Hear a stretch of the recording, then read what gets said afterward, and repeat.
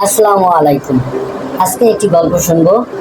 গল্পের নাম সেমাই উধাও হওয়ার রহস্য। ঈদের দিন সকাল, পুরো বাড়িতে খুশির আমেজ। আম্মু ভোর থেকে রান্নায় ব্যস্ত।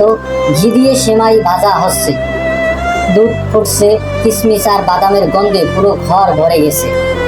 আব্বু বারবার বলে দিচ্ছে, কেউ কিন্তু আগে থেকে সেমাই খাবে না। সবাই মাথা নেড়ে রাজি। নামাজ পড়ে সবাই বাড়ি ফিরল। টেবিলে প্লেট সাজানো, সবাই বসছে সেমাই খাওয়ার জন্য। আম্মু হাড়ির ঢাকনা খুলতে হাড়ি অর্ধেক খালি। বড় ভাই অবাক, এটা কিভাবে হলো? ছোট বোন বলল, আমি ছুঁইনি। ছোট ভাই বলল, নিশ্চয়ই কেউ চুপি চুপি খেয়েছে। সবাই একে অপরের দিকে সন্দেহের চোখে তাকাতে লাগলো। হঠাৎ ছোট বোনের চোখ পড়লো দাদুর দিকে।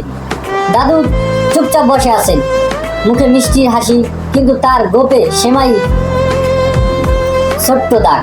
ছোট বোন চিৎকার করে বলল, দাদু আপনার গোপে সেমাই। সবাই একসাথে বললে উঠলো, আহা রহস্য ফাঁস। দাদু লজ্জা পেয়ে হেসে বলল, আমি তো শুধু স্বাদ ঠিক আছে কিনা 3বার টেস্ট করেছিলাম। পুরো ঘর হাসিতে ফেটে পড়ল।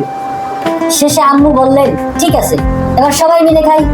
সবাই একসাথে বসে সেমাই খেতে লাগলো। এখান থেকে আমরা ছোট্ট একটি শিক্ষা পাই। ঈদের আনন্দ শুধু খাবারে নয়, পরিবারের সবার সাথে হাসি খুশিতে থাকা। ভালো লাগলে চ্যানেলটিকে ফলো দিন, সাবস্ক্রাইব করুন। আল্লাহ হাফেজ।